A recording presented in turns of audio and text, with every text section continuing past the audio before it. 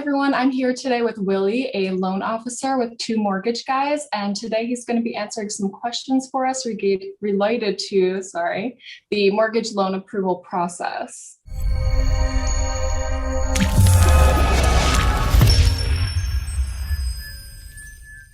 How are you doing today, Willie? Yeah, good. How are you doing, Heather? Good, thank you. Can you tell us a little bit about yourself and about Two Mortgage Guys? Yeah, my name's Willie. I live in Southern California, grew up here and been here for a while over in the Temecula area. And I work for a company called Two Mortgage Guys.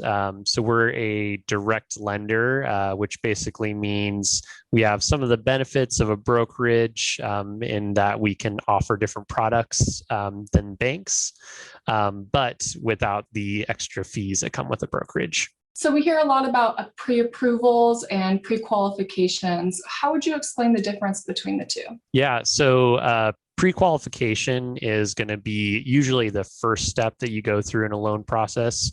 It's going to be a little bit more informal than a pre-approval. So for a pre-qualification, usually the lender will just ask you questions like, oh, how much do you make in a year? What are your debts? And other questions similar like that. What's your credit score? And to give you a pre-qualification, they don't need to check any of that information. They'll just kind of take you at your word and be able to tell you, kind of give you a snapshot of what the loan looks like.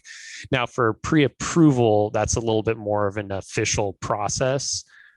So that's going to also involve documentation. So you'll have to give pay stubs, they'll have to pull your credit, things of that nature, just so we can prove and document what your actual income and debts are. And with the pre-approval comes the backing of the lender that when you are going to buy your home, they will give you a loan for the amount discussed. Got it. Okay. So would you say that getting pre-approved would be more beneficial for people than getting pre-qualified? Yeah. So pre-qualification is a great first step. But whenever you're like seriously looking into getting a house, especially right now when we're in a seller's market, it's really important to have that pre-approval ready to go when you're looking. So what credit score would you recommend or encourage people to have around before purchasing a home or before applying for a loan? So as far as minimum credit scores go, these numbers do fluctuate as new regulations come out.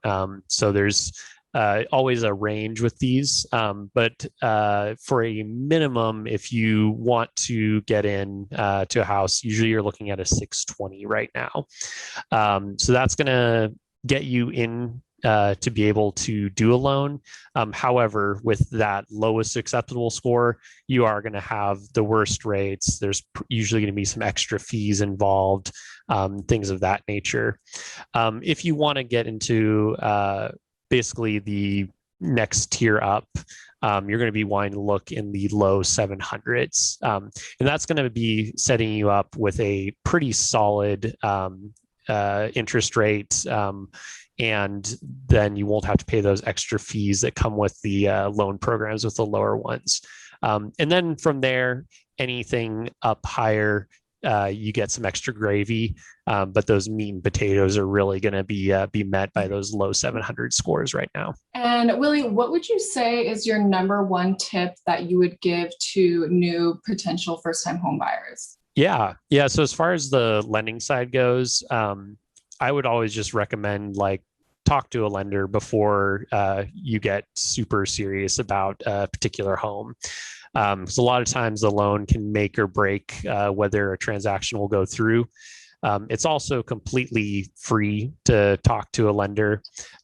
Some will charge you for a credit report. Our company doesn't in particular, but most don't. And it's completely free, just good to get the numbers and see what the actual tangible amount you can afford is. Awesome. Thank you so much, Willie. We really appreciate your knowledge and insight on this conversation. Yeah. Thank you, Heather. Appreciate it.